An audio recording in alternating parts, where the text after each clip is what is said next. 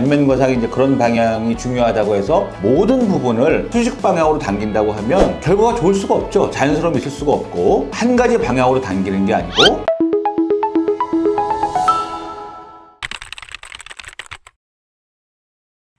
안녕하세요. 성형건강 채널 성공입니다. 요즘은 안면거상이 많이 대중화되어서 예전보다는 공부들도 많이 하고 오시고 정보도 많은 편입니다. 그래도 이제 항상 반복되는 질문들이 있는데 통증이 있는지, 흉터가 어떻게 생기는지, 회복은 얼마나 걸리고 외부 활동은 어떻게 할 수 있는지, 또 드물지 않게 어느 방향으로 당기는지 이런 질문을 많이 하십니다. 그래서 안면거상의 당기는 방향에 대해서 한번 말씀드려볼까 합니다.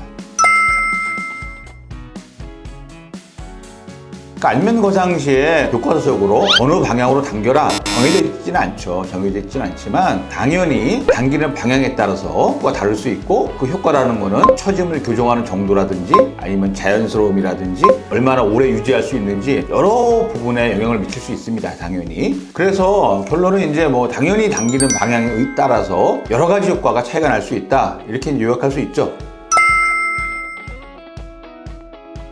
간혹 환자분들이 어느 방향으로 당기는지 궁금해 하시는 이유는 그렇게 홍보를 하는 병원들이 있기 때문인 것 같아요. 특히 우리 병원은 수직 방향으로 당긴다, 이렇게 홍보하는 병원들이 꽤 있고, 그런 내용이 사실 있습니다. 수직 방향으로 이제 당겨줘야 여러 가지 효과가 더 좋을 수 있다는 그런 논문이 있죠. 교과서에 언급된 내용도 있지만, 결론적으로 말씀드리면 안면거상이 이제 그런 방향이 중요하다고 해서 모든 부분을 수직 방향으로 당긴다고 하면 결과가 좋을 수가 없죠. 자연스러움이 있을 수가 없고, 한 가지 방향으로 당기는 게 아니고 자연스러움과 다시 재발이 적게 되는 그런 걸 전반적으로 다 고려해서 당기는 방향을 정해야 된다. 또 하나 추가적으로 말씀드리면은, 당기는 방향은 당연히 처지는 정도라든지 또 처지는 방향이라든지 처지는 양상이 사람마다 많이 다르거든요. 많이 다르기 때문에 환자마다 수술 방법이 달라져야 되고, 당기는 방향과 당기는 양도 역시 차이가 날 수밖에 없다, 이렇게 말씀드릴 수 있죠.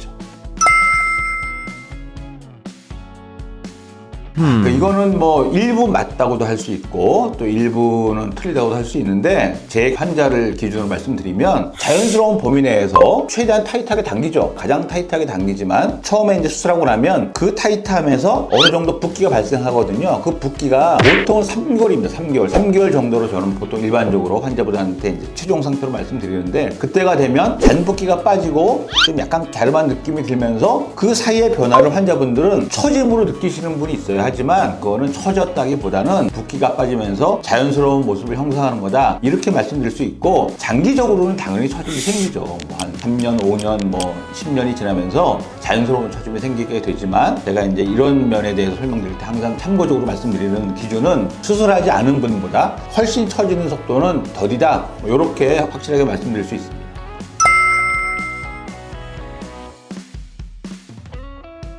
맞습니다. 이런 질문들을 많이 하시기도 하고 또 이렇게 요구하시는 분도 있죠. 어떤 분들은 와서 모양이 틀어져도 좋으니까 무조건 많이 당겨주세요, 이렇게 말씀하시는 분도 있어요. 그거는 환자가 그렇게 요구해도 제가 할 수 없는 부분이고, 설사 왜 환자가 요구하는데 해주지 않냐, 여기에 응해주시는 원장님이 계실지도 모르지만 그건 말이 안 되는 얘기죠. 제가 결과가 부자연스러울 걸 예상하는데 그걸 억지로 당길 수 없는 거거든요. 당연히 이제 조직의 어떤 탄성이 허용하는 범위 내에서는 아주 샤프한 턱선, 타이트한 목선을 만들기 위해서 좀 더 당깁니다.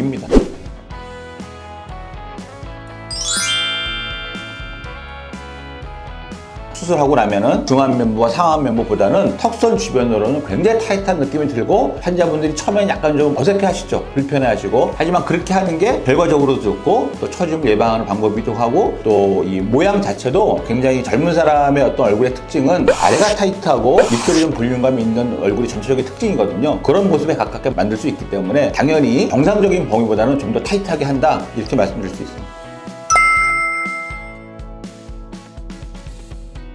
어떤 분들은 안면거상 수술하면서 눈꼬리를 좀 올리고 싶다 하시는 분도 있고, 눈꼬리 변화를 원하지 않으신 분도 있어요. 그러니까 당연히 대부분은 이제 눈 모양의 변화를 원치 않으시니까 당연히 이제 위쪽으로 당기면 안 되는 거지만, 이 좀 눈꼬리가 처져 있는 분들은 우리가 수술하면서 이 축두부 절개를 좀 연장해서 당연히 눈꼬리가 좀 올라가는 방향으로 눈꼬리의 모습을 개선할 수 있습니다. 그런 쪽으로는 당연히 이렇게 할 수 있죠. 그래서 이제 요약하면은 이제 눈꼬리 모양의 변화를 약간 처진 눈의 경우에 위쪽으로 올리면서 이제 어느 정도 교정할 수 있지만 이 안면 거상으로 눈꼬리 올라간 거를 내릴 수는 없어요. 뭐 아래쪽으로 당겨서 거상할 수도 없는 거고, 그거는 당연히 뒷팀이라든지 아니면 밑팀이라든지 분해 수술을 통해서 교정을 해야 되지, 안면 거상으로 눈꼬리 올라간 걸 내리는 건 아니다.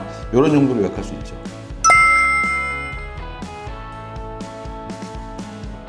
안면 거상을 이제 봉합하는 과정이 당연히 안쪽의 스마트층과 겉에 피부 두 층으로 봉합하게 되어 있는 거예요. 그래서 이제 안면 거상을 정상적으로 시행하게 되면은 텐션, 힘이 걸리는 부분은 사실 스마트층에 걸리는 겁니다. 왜냐하면 우리가 이제 스마트 리프팅을 하면서 스마트를 강하게 당겨서 대부분의 이제 처진 현상을 해결하는 거거든요. 그리고 이제 피부 조직은 스마트를 당겨서 같이 딸려오는 여분의 피부만 자연스럽게 제거하는 그런 정도 수술하기 때문에 사실 이 피부 봉합선 주변에는 텐션이 강하게 걸리지 않죠. 그러니까는 당연히 틀어질 일이 없고, 그럼 이제 안쪽에 어떤 스마트층에 강하게 우리가 텐션이 걸리면 틀어질 걱정이 있냐? 없진 않지만 보통 이제 그런 과정을 치즈 와이어링 이펙트라고 하는데, 우리가 치즈를 자르는 그 철사 있잖아요. 그런 철사가 치즈를 자르듯이 조직이 강하게 텐션이 걸리면 봉합사를 뚫고 찢어지는 경우가 생길 수 있죠. 있지만 그렇게 되지 않도록 여러 가지 조치 취합니다. 치즈 와이어링 이펙트 생기지 않는 봉합사를 잘 선택해야 되고, 그렇게 과하게 텐션이 걸리지 않도록 당연히 해야 되죠. 결론적으로 이제 그런 걱정은 하실 필요가 없고, 텐션이 많이 걸리게 당기면 안 된다. 이게 결론입니다. 그래서 오늘은 안면 거상의 어떤 당기는 방향에 대해서 알아봤는데, 보통 환자분들이 정보가 워낙 많으시니까 정확치 않은 정보도 많고 어느 방향으로 당기는 게 중요하다 이런데 집착하실 필요는 없고, 무조건 안면 거상에 있어서 뭐 수직 방향으로 당겨야 된다, 아니면 뭐 45도 방향으로 당겨야 된다, 이런 거는 다 틀린 정보라고 보시면 되겠습니다. 결과를 자연스럽고 효과가 오래 지속될 수 있도록 만드는 게 중요하니까, 그런 원칙하에 수술하는 실력 있는 원장님이라면 원장님한테 맡기고 좋은 결과가 나올 수 있도록 잘 상의해서 수술 받으시면 될 것 같습니다. 그래서 오늘 영상을 보시고 궁금한 점 있으시면 댓글 달아주시면 성의껏 답변드리겠습니다. 이상 통영공감 채널 송무였습니다. 감사합니다.